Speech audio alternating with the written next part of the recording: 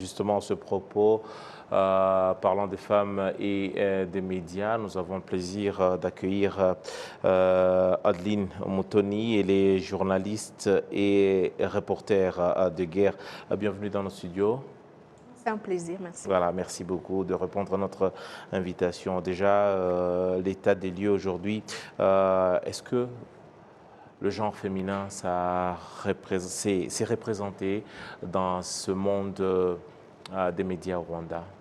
Êtes-vous satisfaite de la représentativité ou représentation des femmes? Je ne dirais pas que je suis satisfaite, mais quand même, c'est représenté. Nous sommes représentés à un nombre remarquable aussi. Mais il y a aussi toujours des problèmes des femmes qui ne sont pas peut-être pas confidentes et n'ont pas cette confidence, et n'ont pas la confiance de franchir le terrain et de montrer ce qu'elles peuvent faire, quoi. Donc, mais représentation, je dirais que ça va, ça va. Ça va, voilà, il y a déjà le côté symbolique, c'est vrai, mais il y a le côté professionnel maintenant. Est-ce que c'est déjà facile de travailler dans ce domaine en tant que femme? C'est pas facile et c'est facile.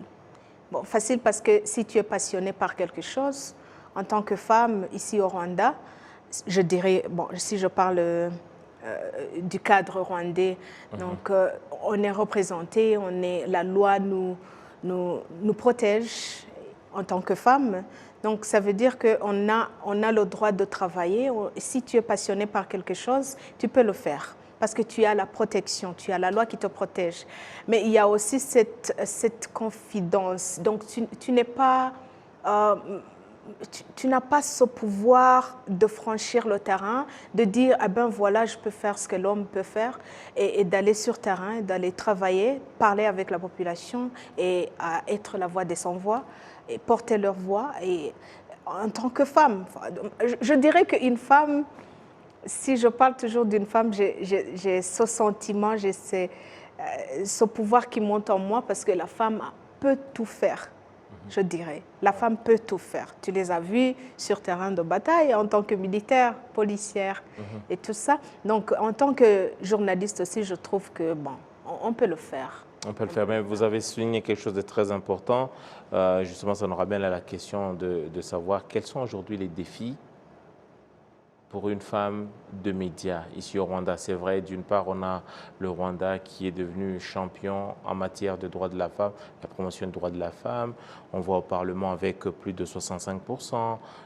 Déjà la parité, nous avons les 30 contre 70. C'est une politique qui a fait son bonhomme de chemin au Rwanda.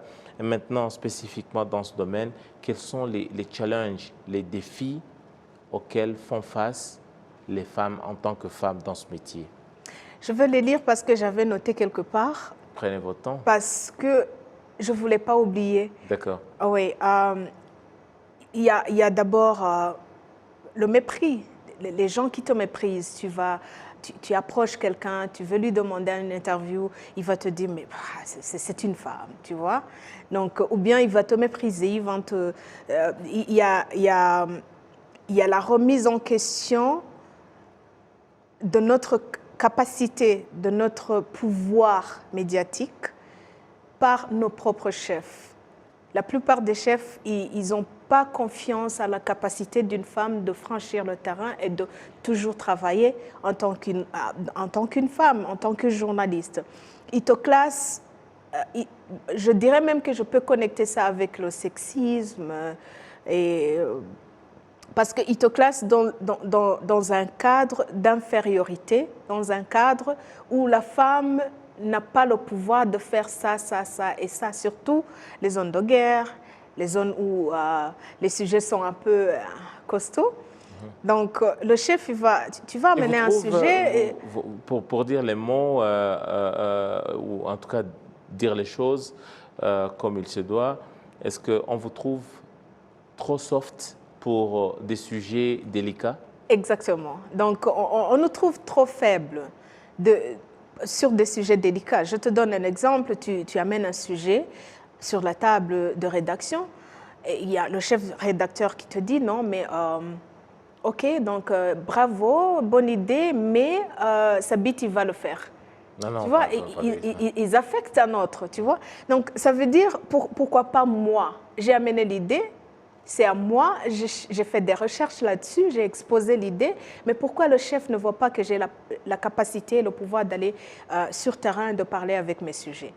Donc ça, c'est un. Deuxièmement, je te donne un exemple. J'avais travaillé sur un dossier, bon, je travaillais à l'époque au Burundi, et je travaille sur un dossier qui a duré au moins 3 mois.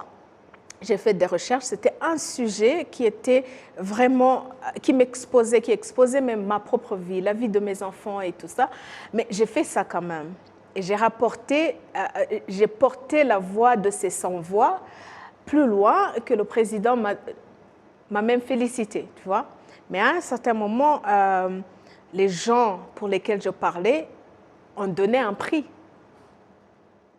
aux journalistes, tu vois. Mais ma radio, elle a donné le prix à un autre, un homme qui n'a jamais travaillé sur ce dossier. Moi, ils m'ont envoyé sur un autre dossier plus loin, beaucoup plus dangereux que l'autre, tu vois. Bon, c'était mon idée, je veux bien, je l'avoue, mais je me suis toujours demandé jusqu'à maintenant, ça fait 12 ans plus tard, hein, quelque chose comme ça, ou bien 15 ans plus tard, je me demande toujours pourquoi ça a été ce cas. Pourquoi? Donc, je n'ai pas travaillé pour ce prix, mais quand même, j'avais travaillé, c'était mon dossier. Pourquoi donner un prix à quelqu'un d'autre si c'était moi qui avais fait des recherches et qui avais exposé ma vie à tout ça? Donc, ça montre que même les chefs, certains d'entre eux, d'ailleurs la majorité, sous-estiment notre pouvoir de travailler, sous-estiment notre volonté et notre bien. Tu vois, donc... Ça c'est déjà au niveau de la boîte ou des boîtes qui vous emploient ou qui vous recrutent. Ça, c'est d'une part, c'est le genre, c'est déjà une sorte de discrimination faite, comme vous le dites. Mais maintenant, je vais poser la question, le regard. Aujourd'hui, avec un peu de recul, quel regard, par exemple, des femmes qui travaillent sur des sujets délicats, par exemple vous-même vous êtes reporter dans des zones, par moment vous allez dans des zones très dangereuses plutôt, quel regard, par exemple, la société porte sur vous?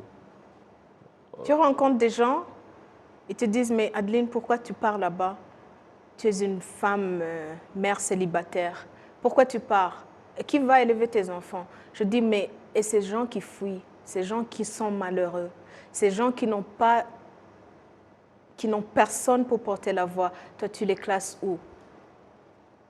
Bon, c'est une critique, c'est un regard, je dirais, qui te dit toujours tu es en danger, toujours tu dois pas le faire, tu vois. Ou bien tu as aussi des menaces qui ont un rapport avec les violences sexuelles, des menaces verbales, physiques et tout ça. D'ailleurs, j'ai fait face beaucoup aux menaces des Congolais en provenance de Kigali et de Kinshasa que quand je porte la voix de ces femmes qui sont violées, tabassées, violées avec des couteaux et tout ça, ils disent, nous, on va te faire pire. Attends qu'on te... Donc, tu es dans notre champ et là, tu vas voir de quel bois on se chauffe et tout ça. Donc, tu reçois des menaces en tant que femme qui relatent ou bien qui font allusion à la sexualité, donc à la violence sexuelle, parce que c'est ça notre faiblesse. Est-ce que la question que je veux me poser, vous avez été par exemple victime de ces menaces ou de ces reproches qu'on vous fait ou des critiques, comme vous l'avez bien mentionné, est-ce que vous n'arrêtez pas? On doit dire que vous allez puiser dans ces critiques, dans ces menaces. Il y a une énergie que vous allez puiser là-dedans qui vous sert à vous relancer? Oui, bien sûr, je dirais que oui, parce que ça me pousse quand même à comprendre la valeur de l'humanité et la valeur de la personne humaine, la valeur de la femme qui est toujours menacée, méprisée et qui déprime tout le temps et qui n'a personne pour parler pour elle. Donc, je trouve l'énergie dans ces menaces, je trouve l'énergie dans ces malheurs. et j'y vais, je dis, je fonce, si je peux parler et ma parole peut porter loin la voix de ces sans-voix, alors vas-y Adeline, fais-le. Donc il y a rien à perdre, quoi. Tu vois. Vous l'avez bien dit, même dans le papier qu'on a lu tout à l'heure, on peut être une bonne journaliste et être aussi une bonne mère de famille, absolument. prendre soin de ses enfants et toutes les responsabilités qui vont avec. Comment vous faites déjà pour faire comment faites-vous la part des choses et l'équilibre? Où est-ce que vous trouvez cet équilibre? Je suis, je trouve l'équilibre en une parole. Je suis bénie par le destin qui m'a bénie avec des enfants et qui m'a bénie avec un travail, une carrière que j'adore. Donc, ça veut dire que j'ai deux responsabilités et j'ai deux passions. La responsabilité d'élever des enfants et de faire en sorte que je sois l'exemple, une maman exemplaire, et la responsabilité de porter loin ma voix, donc, qui va porter la voix des sans-voix. Donc, c'est deux responsabilités qui coïncident en fait, qui sont parallèles, mais qui me rendent l'énergie et qui me rendent valeureuse, quoi, tu vois. Voilà. Oui, parce que même avec mes enfants, je parle avec elles. Je parle avec elles. Elles me bénissent. Hein, elles me disent, maman, va-t'en, on va prier pour toi. D'ailleurs, elles prient pour moi avant que je parte. Et elle prie pour moi quand je rentre et remercie le Seigneur de m'avoir aidé, gardé, surveillé jusqu'à ce que je rentre.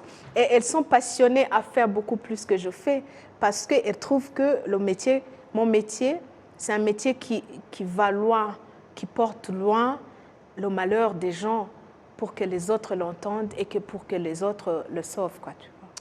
Adeline Moutouni, je rappelle que vous êtes journaliste et reporter de guerre. Merci beaucoup de vous être prêté à cet exercice et surtout d'avoir répondu à notre invitation. Le plaisir partagé. Voilà.